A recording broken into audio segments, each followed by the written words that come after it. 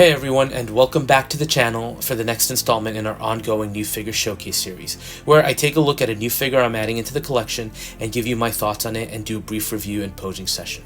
Today's release, the Gold Magus from Toys Battalion, or, as is obvious, the Adam Warlock as seen in Guardians of the Galaxy Volume 3. So this is actually the first release we're getting from that movie, which is kind of interesting. Hot Toys does have a slew of the Guardians of the Galaxy team on pre-order right now, and I actually do have all of them on order. And I am still hopeful that they will release Drax and Mantis in their team suits, although unfortunately with Hot Toys there is always that concern that they may abandon the line. Now, while the base team is awesome, and they always have their highlight moments in any movie, two of the most interesting characters that were introduced in this Volume 3 film were the High Evolutionary, who was the embodiment of evil. And kudos to the actor for making you really hate him. I think that's an accomplishment, right? And he did a great job with a really hateful role. And the second character was Adam Warlock.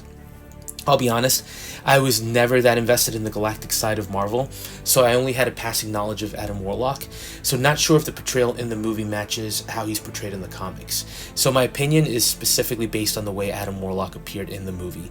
And I did think it was interesting how they portrayed him as kind of this childlike toddler with unlimited power that was just let loose to run rampant.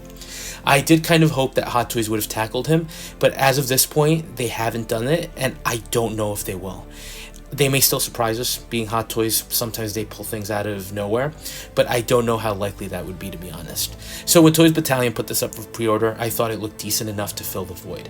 And as always with third-party figures, final version can run a gamut from being amazing to mediocre. So we'll see where this one lands in the grand scheme of things. Now let's take a look at what's getting included in the package here. And it's fairly simple. Besides the figure, you're getting some additional hands, you're getting the power effects, and you're also getting a flight stand, which is super interesting because it's kind of a dual purpose one with conventional crotch grabbers and the flight pole spaced directly adjacent. But again, not a super extensive package. So let's jump into the accessories, kicking things off with the hands. And they look good. They're all painted with that distinctive gold that actually matches the skin tone of the figure well.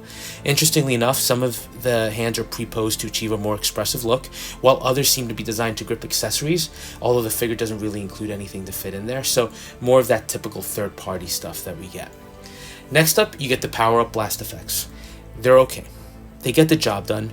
Pretty much identical pieces here. The plastic they used isn't the greatest. It seems very much like plastic as opposed to an effect piece like what we've seen with Hot Toys and other companies.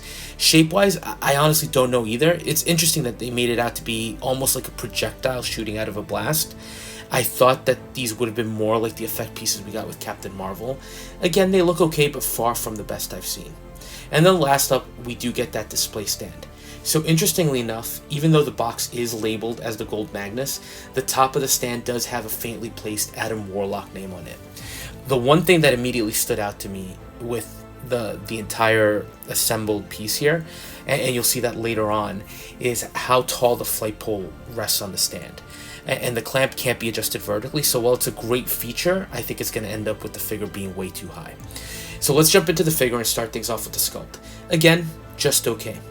Look, I think you'll know who it's supposed to be, primarily because of the skin tone, but likeness I think is just fine.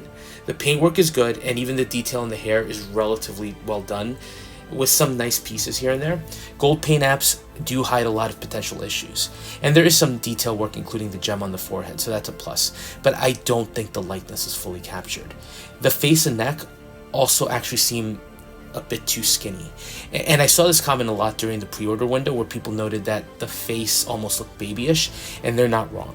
So look, this is what you can expect with third party, so I don't want you thinking I was expecting Hot Toys level, because I wasn't, just trying to make some general observations. Now, the suit is fairly accurate, that's a huge plus, but it does feel cheap. There's some decent details like the skull at the clasp of the cape on his chest, very well done, and the gold and red is a nice combination. The quality, for example, mine came with a noticeable fingerprint on the leg armor, along with some discoloration along the edges, so it was annoying. While I expect cheap, this is a little beyond what I would expect, and it's a little jarring. Now the figure overall, going back to it, is okay. The cape actually looks pretty nice and is wired. I like the screen printed pattern on it, and the way it clips onto the suit is interesting, but it feels very thin, and that's the overall feel of the figure. It's just cheap, from the wrist pegs to the feel of the suit, and even the ankles, which are an interesting design that I don't think I've ever seen before. They basically put these small pieces onto the ankle peg that in turn sockets into the shoes. Not sure if they thought it would make for a better looking design, but the shoes tend to fall off repeatedly, so it's not a great design. And again, while the suit looks good with a nice mix of red and gold, it just feels cheap, including the underlying body, which I tried to position with care because you really feel like you're going to potentially break something. Definitely a figure that shines from afar, but if you start looking at it more closely, you're gonna notice some major issues. So look, overall, what can I say? I would describe the figure as passable. Aesthetically, they did what they needed to do to make him look okay. Sculpt isn't there, but because of the gold paint, it's something that's easily hidden away, and you know who this is supposed to be. The suit is very cheap feeling with a ton of issues, from the fingerprint on the armor to some jagged edges on the plastic edges. There's basically an overall lack of finesse here. Also, given the really short timetable between pre-order and release, I'm not surprised by it because it seems like they cut corners. And look, the figure does, to its benefit, pose fairly well. Some of the flight poses and also positioning the head in a specific way go a long way to improving the overall figure's appearance and presence.